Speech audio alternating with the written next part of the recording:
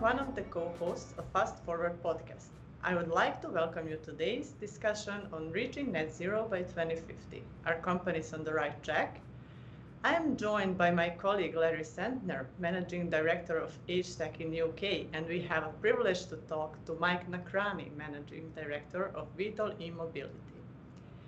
For those who are not familiar with Vitol, it's an energy major with strategic intent to increase the use of renewable and sustainable technologies.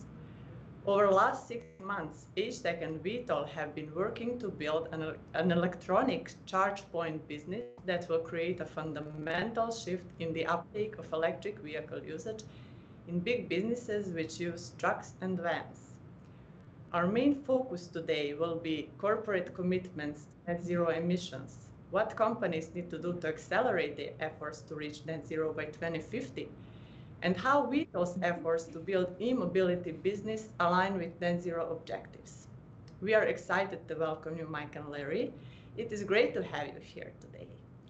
So before we start, I would like just to ask about the event last week. So last week in London, HTEC and Vitol hosted together an event called Accelerating Net Zero. Can you please tell us a bit more about this event? What are the strongest impressions? Mike.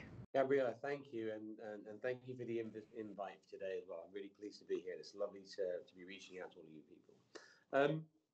I really loved it. The event was great. The event, I will give the credit to Larry. He thought the idea through.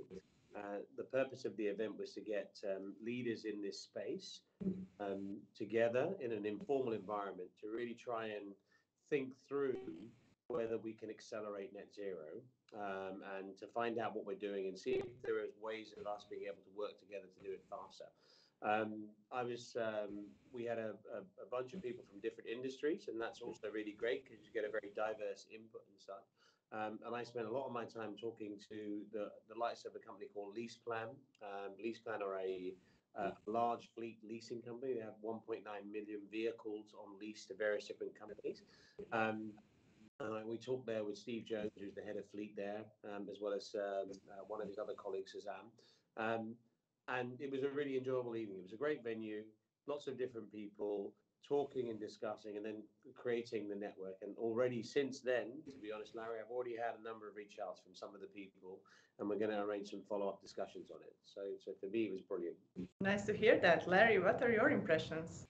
Well, Mike said it very nicely. And, this is the sort of thing that we used to do pre-COVID, and it's been difficult to do until recently. But when you get people in the room together, things click. And what I took away from the event was the energy, the passion, the commitment, the desire, and people want to do things about net zero. They really do.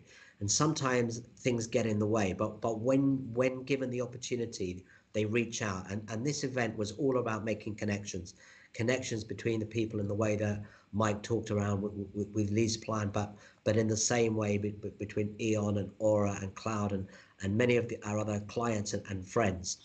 And so I think what comes from these events is it goes beyond talking and into action. And that's what Mike started to hint at, the way people are reaching out. And it's all about that effecting change. Nice. Thanks about this update. So then let's start with this discussion. So the Climate Change Committee reported recently that the key messages could do better. Over the past few years, a lot of companies and countries made pledges to reduce the emissions. But those plans were disrupted with COVID and then the Ukrainian situation. But now it seems that to be reversing, right? However, there is much work to be done. So what do you foresee being the biggest challenge or obstacle now to achieve net zero goals? So maybe start with Mike. It's a big question, Gabriel. Not an easy, but it's a brilliant one. I think certainly, I think the could do better label is actually quite relevant. I think. I think that we've got to start treating climate change as the true crisis that it really is. If you think about what we're able to do as a world with COVID, and you look at the response to COVID, how coordinated, how fast. I know people complain, but it was done really, really well overall. When people look back at that and say that's when the world came together. The crisis in Russia is another example. I use the West example. We're able to do things very quickly. and be able to make real big step forward if we put our mind to it. We keep calling it a climate crisis, but I don't see that urgency, Gabriela, right now. And what I'm trying to do with Vitol and with your help, Larry and the team, and Nicola and Darko and others, is push forward faster. I really believe the technology is there, not the perfect technology, not the end solution, not everything, but the technology is there. And the biggest thing that needs to happen right now, I think, is that leaders such as myself, but also other corporate leaders and politicians need to start to really treat this as a crisis and start to push forward further and faster. And we can talk about examples in a little while, right? How would you do it? But I think that's the real issue. The real issue isn't the technology. The real issue isn't that the world doesn't think it's important. The real issue is that we've let other things distract us, and we need to start energizing more and pushing forward faster. Larry, do you have some comments on the same question? We are in an interesting situation. So everybody recognizes that climate change and net zero is real and needs to be done. I think if you look at every corporate set of accounts or every major corporate accounts, you will see reference to net zero. But then you understand the stats, you see the stats, and you realize that it's a bit bigger than people perhaps understand. So we've managed to achieve in the UK a 47% reduction in emissions in the period from 1990 to 2022. But we need to achieve a reduction of 43% by 2030 to hit the net zero objectives. So that is a massive acceleration. And because we're not a manufacturing-led country and predominantly a service, it's harder for us than other people. So how are you actually going to affect that change properly? And if you look at what it actually means, it's equivalent of 7% of consumer spending. It's 0.5% of GDP. And I think those people that talk about the change in corporates, they're so structured and siloed that sometimes, and things work on budget cycles. So maybe it takes a couple of years to get off the ground, but we've only got 8 years to achieve that 43% reduction. So how? And this goes to Mike's point about needing to accelerate. Actually, the urgency has to happen now, because any change now will have an exponential effect later on down the line, or put another way, we're going to miss the targets if we don't. And I think that's the name of the game now. And when we talk about how, there are many ways how, it depends a little bit on the who, which company and which area of the economy they're in. But the critical bit is the urgency and the speed and the willingness to not let hurdles get in the way. Thanks. So, Mike, you mentioned that the technologies are there. So some of the technologies are already existing. So which technology do you believe that it will be the key enabler for the net zero? Yeah, great question, right? So if you think, I think everybody believes in renewables, right? So I think if you think about renewables, we take wind, we take solar, we take hydrogen. I think you can see the appetite from companies and countries to actually roll out large-scale wind farms, large-scale solar there. The issue has always been with these products is that, sometimes the wind doesn't shine, the wind doesn't blow, the sun doesn't shine, the rain doesn't necessarily come. So there is an intermittency problem. And typically that means that you're left in situations where that happens, you have to have other means of source of power. So that's a concern. However, if you think about the strides that have happened in battery technology, and you think about battery technology driven a lot by the automotive industry, the battery technology has increased massively. When you think about lithium-ion battery capabilities, fixed battery storage for the days when the sun shines and the energy is not used, days when the wind blows and the energy is not used, is now becoming realistic. It's becoming affordable. But the issue is that it's not rolled out at scale. So that's one example. So, I think fixed, certainly renewable sources is going to be enormous, and is enormous already, and will need to be significantly larger. We just need to accelerate them. And it takes a while to build the factories to build the batteries, right? So that's one thing, investment going in. And the second one I'd say is electrification for vehicles. there are now vehicles out there that will be coming out in the next couple of years that can do nearly 400 to 500 miles, 600 kilometers on one charge. And that's an amazing, it changes the game, right? It means that you can go a significant distance without having to stop for a long time to charge. The second thing is charging equipment is now accelerating, and you're now getting chargers that can do speeds of 350 kilowatts. So in theory, you can start to charge your vehicle. Tesla's, the Model 3, they claim you can charge 100 kilometers of distance within literally a few minutes. So if you think the technology from a charging perspective, the vehicle perspective is coming. And interesting for me on vehicles, you're now saying you'll see in the next 2 years over 450 new vehicles that are pure EV coming. Right, so you can see the OEMs that make vehicles, they've done their job, right? The charging equipment is what's lacking. That's the key problem right now, and that's an issue that I'm taking some personal responsibility addressing. And then hydrogen. Hydrogen's been talked about for a long time, but you're now starting to see large-scale electrolyzers that are being put together that certainly if those large-scale electrolyzers are powered by renewable sources, you start to get cost-effective hydrogen production. And that's starting to happen. Again, it's probably a little bit further away than electrification, but you can see there are solutions today that will take us to the right answer or towards the right answer much faster. And the trick is, the issue that Larry talked about earlier is the amount of money that needs to go in to accelerate it is in the magnitude of trillions. I think Goldman Sachs, published a study said to hit the net zero 50 target in 2050, they were looking at over $500 billion of capital expenditure per year between now and then. Now that's a huge amount of money, right? But we did it for COVID, right? We're doing it for the war, right? This horrible situation. We've done it for other crises in the past. It can be done. And I think that for me is a big part, right? We've got to double down on electrification. We've got to double down on hydrogen. We've got to double down on battery storage at renewable sites. And we've got to double down on opening significantly more renewable capability.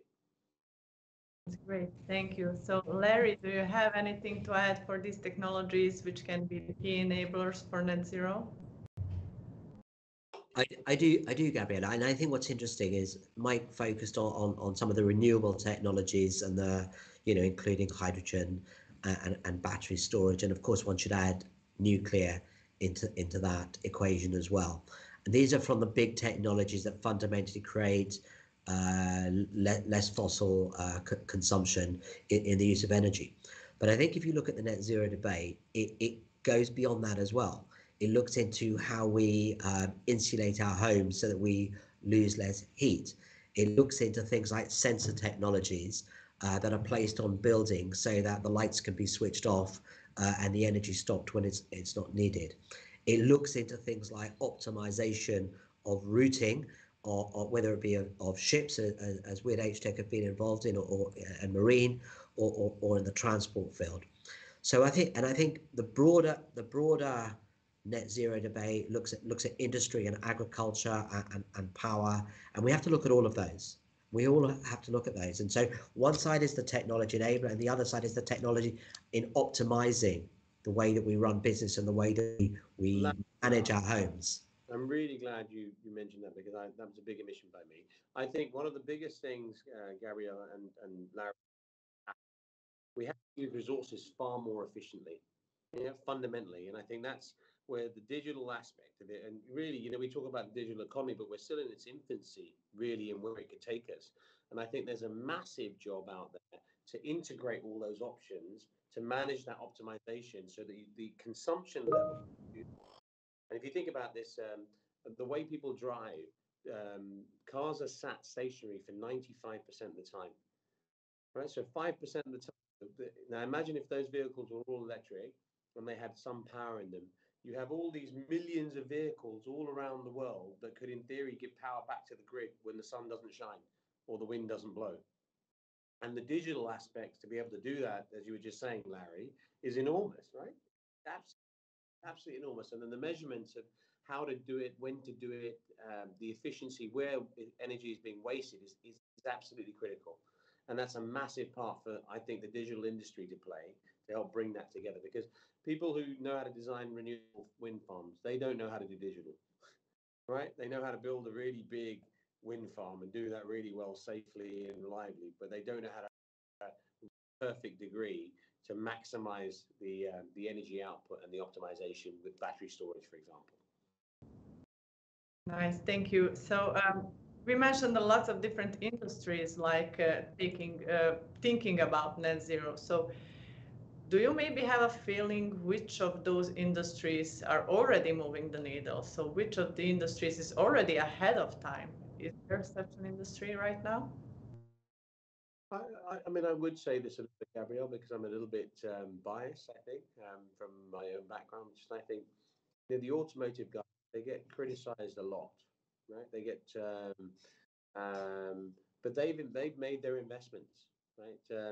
The automotive OEMs have spent nearly $200 billion in the past 5 years designing and building and getting ready to build electric vehicles, and they've done their job, and that industry, from a vehicle production perspective, in terms of the vehicle category type, they are ahead of many industries, I think. In that regard, that'd be one place. I'd say logistics companies are starting to think about this in a really big way, and I would say that a lot of this work has been done in the startup space. Being fair, there are some small companies doing great things.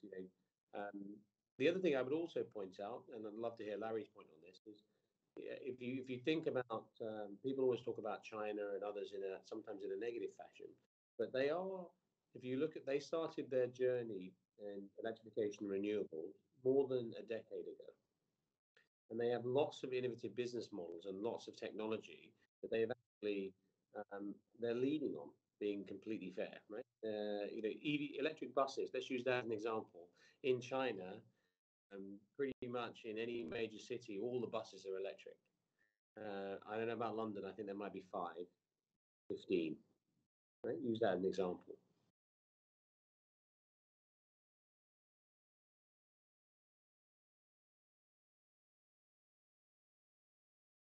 I mean, one interesting perspective is, in terms of your own business, Mike, most of the electric charging within the transport sector, within vehicles, has been at a consumer level. There is a massive space waiting to be taken at the commercial level. It's harder, bigger vehicles, more complex storage and battery and degradation and all of the technical aspects. It's harder, but the prize is bigger too. But I look at the people around the room at the event. I look at people like E.ON, one of the energy majors, European energy majors, and certainly an energy major in the UK, who are actively trying to develop buildings management. And they know, maybe a few years ago, they would have talked about carbon offsets, and that was their definition of net zero. In some ways you could call it greenwashing. I think some people would look at it like that, paying money in order to demonstrate that they've made a contributing factor. But now they think differently. Now they say, how do I actually change the behavior of our corporate tenants such that they use less energy? How do we build business models? And they've created a model called Optimum that essentially is trying to encourage people to use less energy, and the more that they save energy, the better the pricing models that sit behind it. So they're being smart with their business model. They're not just thinking about their technology, they're thinking about how to connect through to their end customers. Their end customers are concrete suppliers or glass factories, steel factories. So they're thinking all the way through to the end. And I think the good companies see that. They don't just see their own businesses, but they understand the fuel that they're buying, and they understand their supply chain and their value chain, and they begin to look all the way through that. But Mike's point about digital is spot on. You can't work with all these other companies in the value chain without understanding the data flows that sit behind them. I totally agree. And that's complex. And if you're going to effect change, it's really complex. But that is where it's at. We need large-scale companies, Gabrielle, to do. We need every industry to change, right? And you're seeing people, everybody is talking about it, and that's great. But the action piece is missing. And some of that is people don't know what to do. I can use large companies and fleets as an example, and where we're trying to really help push forward is that space that Larry was talking about. Because if large fleets they are going to end up electric or hydrogen or some form of renewable gas. And the difficulty is the guys who run these fleets, they've not had to think about the energy beyond the cost of the energy. Yeah. Whereas now what they have to do is they have to think, oh my gosh, which vehicle do I buy? How much does it cost? What charging equipment do I need to put down? What happens if the guy runs out of charge? How does it compare? And it's complex, it's difficult. And so what we need is people like us to set up options for them to be able to take that away, right? And that's really what we're trying to do a lot here, which is stimulate people's understanding, educate them to a certain level so they can take action. And I think the industries that are doing that are, for example, my space, where we're trying to work with these fleets, but also the OEMs, also the utility companies. I think we get it. It's still not as fast enough, I guess, Larry. That's the real issue. But we're starting. The momentum is building. Yeah, so as you already mentioned, so moving to electric vehicles is one of the key factors in this race to net zero. So, however, there are as well technological and governmental issues that are hindering this transition, right? So one of them is the availability of charging stations. So according to some research, it's 49% of the people interviewed who said that they don't want to have an electric vehicle before they can charge it normally and frequently, as they would fill up their tanks on the gas station.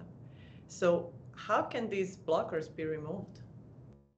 Yeah, it's a really good one, right? It's yeah. So initially the issue was range anxiety. The vehicle won't travel far enough, and now that issue is being addressed through battery technology. OEMs building bigger batteries, better cars, efficiency, and now it's moved down to range anxiety. And so I don't know where I could charge it. I don't know. And let's use the example of a city like London. Depending on which borough you live in London, or which area of London you live in, 50% of people live in flats, so they have no place to park the car and charge the vehicle. The other bit of these fleets, as Larry said, they do more miles. It's a tool, right? They can't have a vehicle. If you're delivering bread to somewhere, you can't have the vehicle go, oh, sorry, I can't deliver the bread. I don't have the electricity, right? That's not going to work, right? The purpose of it is not the journey. The purpose of it is delivery of the good, right? So charging, and the way to address that, I think, is you need people like Vitol, like other companies. And what we're doing is we're working closely with these large companies, and we've created a solution that says, okay, you have 20, 30 vehicles at your depot, Gabriela, and we'll take the information set and the data that comes from those vehicles and what their journeys are, and then we'll create you a plan. We'll say these vehicles, then put the charging infrastructure down at your site, and we'll also map where else you need to charge, and then put the charging infrastructure down where else you need it. There's a period of time it takes to do that, though, right? We're relatively early in that journey, but I think you'll see the range anxiety problem go away, I think, sometime in 2026, 2027. I think by then, there will be sufficient large spread capability for people to have confidence that the charging infrastructure is there. Because of I hope companies like mine who are going to go out there and solve that problem, right? That's my goal. My goal is to fix that problem, because I see that issue existing today for companies. And if I can do that, we've got big ambitions to build hundreds of thousands of chargers deployed across mainland Europe and the UK in the next 3 to 4 years. Thank you. Larry, what's your point of view on this one? I'd like to add to something that Mike says, and I think it's really interesting. So the growth challenge is well articulated. The practical challenge, I think, is this: when you get a big client, whether it be delivering bread or the post or whatever, or let's say an energy company with installers going to maintain people's houses, and I think often the large companies, they say, let me trial it with one van, and I'll set up an infrastructure at the tradesman's house, and we'll have a charge point at the depot, and maybe we'll have 5 vans, so that they'll take a little bite of the cherry. And it sort of works, but they know it's not just one depot, it's many depots. It's not, and within each depot, it's many cars, and if you've got a major lorry, you can't park outside someone's house, as Mike said. So as it starts to scale up, and you go from a few vehicles and one depot to many depots and many vehicles, then the investment dries up. The investment dries up. So this is the classic growth challenge where the investment line takes onto a proof of concept, but it doesn't extend beyond that. Or if it does extend, but it takes 10 years rather than 3 years, because people are always waiting for the proof points. I need to know that I can, with certainty, that it will work, but it doesn't work like that. It's progressive, it's incremental. So for me, it's about how do you move that forward, and how do you get some people and some big business customers, if it were Mike and his business, who are prepared to invest in that growth, to be ahead of the curve, to lead the way, knowing that they're going to have some teething problems as they go, and they will have teething problems. It's inevitable to happen, but it's all about scale. It's all about scale, and there's a tipping point, and I would like to think the tipping point, we can get there in 3 or 4 years, but that means starting now, and which is what Mike is doing, and that's exactly why this is so exciting. Yeah, I agree. I think the point you make there also is the challenges will be different, right? When you charge one car, it's relatively easy, but I'm having this discussion right now. So at my house, Gabriela, I'm upgrading the charge point so I can have a slightly faster charger at home. And I'm saying, but I'm now going to have 2 electric cars, not 1. And suddenly that's a really big problem, because they say, well, hang on, you've got space for 2 cars, but you don't have enough power coming to your home to deliver 2 electric cars charging at the same time. And that's when the digital side of it matters, right? So if I could sequence it in a clever way, otherwise what I'm going to have to do is, well, what the world is going to have to upgrade the power that comes to my house, and that's thousands of pounds, right? Which then makes it unaffordable to the investment point you were making, Larry. And if this happens at scale, how do you do it, right? And that's why the digital bit, which allows you to sequence and time appropriately, use the right amount of energy, only put enough energy into Larry's car, because you know that his wife is going to use her car for a longer time, and he's only going to use it to go to the local store that's 5 miles away. She's going 50 miles away. The digital side of it helps. Yeah, absolutely. But the scale is, and I'm up for it. Vitol is up for it. I think we just need to get the right partners with us to say, let's really make this happen. And we will learn along the way, right? And it is going to go wrong. But there's nothing that we can't fix if we put our brains to it. It's completely doable. So is there any plan how you would get the fleet operators to transition from combustion engines to electric vehicles? Yeah, so I mean, what I'm doing with the work that Larry, the team, helped me do previously is I'm putting together the package, Gabriela, that says that we'll be able to approach these companies and we'll be able to take the pain away, right? That, normally if you go to a company, they've got enough things to do, right, without worrying about this change, right? And my job is to say, that's my job. I will worry about that change. So you call me, right? You call Ghostbusters? No, call me, right? I will help define the what. I will help finance the what. I will help them put the what down, and I will help run it for you so you can carry on operating your core business. Right? And what I will do is I'll find partners like Larry who will help me think about the digital stack. I will have somebody who will think through all the various vehicles, somebody who thinks through the various hardware.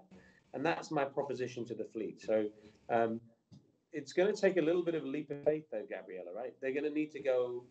I believe that climate change is happening. I believe it is a crisis, and I need to do this for the better part of the world. That's not that strong an argument. It's just that little bit of push, to a degree. And then companies like HTEC, companies like Vitol need to deliver on their promises. And if you then show the example, suddenly example 1 goes to example 2, my belief that the examples will drive the massive growth in the business quite quickly. Nice. Larry? No, I just reiterate that a friend of mine who's the CEO of large corporate and also big sports business, she used to say, nobody wants to be first on the bus. I'm happy to be second on the bus, but I don't want to be first. But we need the first on the bus. And maybe we have to incentivize that first on the bus. Maybe there's a little bit of a lost leader, maybe, but once the first comes on, the second comes on, and once the second comes on, the third comes on. And we've seen that with every major shift, whether it be the internet or whatever major thing, all of the software as a service, platform as a service. Once things start to become understood, nobody bought things on a monthly basis. It didn't seem a natural thing. Now it's almost the only way we buy things, on a regular payment. So there's a shift happens, the mindset changes, then people see someone else do it, and it's like a comfort blanket. So that's where it's at, and getting it right, getting it so that it works, being technically smart so that it works, and business smart so that it's affordable, and doing it over a longer period. I think the right business models don't talk about this is what we're going to do next year. It says how do we reduce your cost of power over the next 10 years? How do we enable you to have a more sustainable fleet? How do we, and there are big legislative drivers too in terms of fines for not hitting net zero and so on and so forth. But how do we confidently get you there, and we'll stand behind you? So the business model isn't just of the companies that are having to change, but it's those supporting them as well. Totally agree. Thank you. And how is Vitol engaged in race to net zero? So what are Vitol's key strengths that will lead this decarbonization transition? Sure. Good question, Gabriela, again. I think Vitol is the world's largest trader, Gabriela. So it's in we've committed over $500 million in net towards the journey of net zero 5 years or so, and we're already in action. So I'll give a few examples. We are already the largest electric bus charging and bus provider outside of China. Believe it or not, it's in Colombia, Bogota. So we have nearly 500 electric buses and 3 depots running around today, fully electric in Colombia, Bogota, and we're looking to expand that out. The business that Larry is helping with the team set up here is a UK and Europe business, and we're planning to invest upwards of a few $100 million in rolling out charging infrastructure in Europe. We've just recently set up a joint venture in hydrogen for refueling stations in the UK with a company called ITM Power, who are one of the leaders in hydrogen electrolyzer development. And then the other thing we've done is we're also pursuing renewable gas. So renewable gas in Germany, we have a company that rolls out LNG and renewable gas across Germany. Very difficult business right now because of gas prices, because of the problems of the geopolitical environment, but hopefully it'll get better over time. So they're just examples of things. And our strategy is, one of the advantages of a company like Vitol doing it is that I love the quote by Steve Jobs, which is, go put a dent in the universe, right? A company like Vitol can do that because it's going to do something. It has to be material for Vitol to want to do it. It can't be an experiment. It needs to be a big growth story, a big option, because there are too many things to pursue otherwise. And so that's our part to play. And we will lead in this, Gabriela. We will certainly continue on road mobility plus our renewable investment. It's only going to get bigger and bigger and bigger. And then our goal eventually is, when we have all of this energy being developed and managed, then our trading capability, which is the core of the business, will have these renewable sources of which it will manage energy for the world like it does today. That's the thinking. Thank you. And Larry, what would you say is the HTEC's role in helping businesses ride the net zero wave? It comes back to the digital element, Gabriela. It comes back to people know their own business. They know buses, or they know food products, or they know energy sources. But when it comes to building an ecosystem, when it comes to integrating with other parts of the supply chain, when it comes to the monitoring and governance and being able to demonstrate what you have done, not just for your own benefit, for those of your customers, when it comes to creating the innovative business models where the pricing drops out, when it comes to differentiation and building the technology components that don't exist, and avoiding paying huge multiples for things that do exist but are just commodity. That's where we come into play. That's where HTEC comes into play. And the value to a Vitol, the commercial value of getting it right is great. Net zero can be hugely profitable business.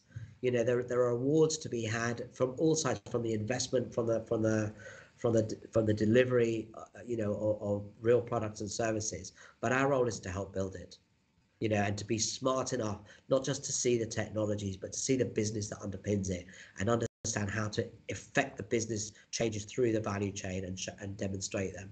And I think we're good at that. We have done it many times before, and we can carry on doing so.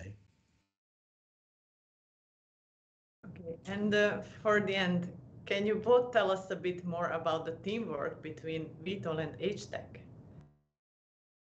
Yeah, I'll go first, Larry, if you don't mind. Please do. Gabriela, it's about relationships for me. I would call Larry my friend. We've worked together for a little while, right? We've met together in terms of during COVID times as well as non-COVID times. So very briefly, but we've struck up a good friendship. And a big part of that is listening. A big part of that is actually bringing some diverse thoughts and challenge. And Larry does that. Nicola did that. Alexander, who I work with, a lot of the team that we work with within HTEC. And what was really powerful for me was I made a request for help, really. The digital space is not where, Gabriela, I'm from, right? That's not, I'm very good at engineering hardware, and that's my core, from vehicle to charging stations to et cetera. But I'm a novice when it came to the digital scene. And what the HTEC team did for me was it helped me clarify the journey. It helped make complex things simpler. And I have a trusted partner now, which is great, right? But it's the relationship, right? I mean, many others claim that they can do the technology bit, but the relationship bit, I think, is important, because if I get stuck and I ring Larry, I know that he's going to help, and vice versa. I hope he recognizes that, right? If there's an issue of some kind that I can assist on, I'm going to do that. I thank you very much, Mike. I mean, it's lovely to hear, but I support that totally. And I think part of, trust and friendship is, if there's something wrong and it isn't working, the ability to say it from both sides, and if there are things that we need to understand, then we need to understand them. So I think you and I have been good about putting questions or challenges on the table, and we take them or we act on them. We're both action orientated, and the teams, our teams are action orientated. So I think we've just understood, and we knew from the get-go where you were trying to go, but then the journey changes a little bit. Maybe things that we thought we understood, we didn't understand, and things that were unclear became clearer. But I think that journey's been a very good one, and it's because we just get on working together and we trust each other. And yeah, so it's about as simple as that, Gabriela. Is good business. Nice to hear that. So thanks a lot for today's discussion. So I'm very glad, I'm happy to meet you, Mike, and I really hope that next time when we talk, it will be in person somewhere. So I hope so as well. And Gabriela, thank you for the opportunity, right? It's and you, Larry, and team, right? It's great, right? And I'm really glad you're doing it. It just shows you what a forward-thinking company HTEC is. You should be very proud. I'm sure you are, right? So well done.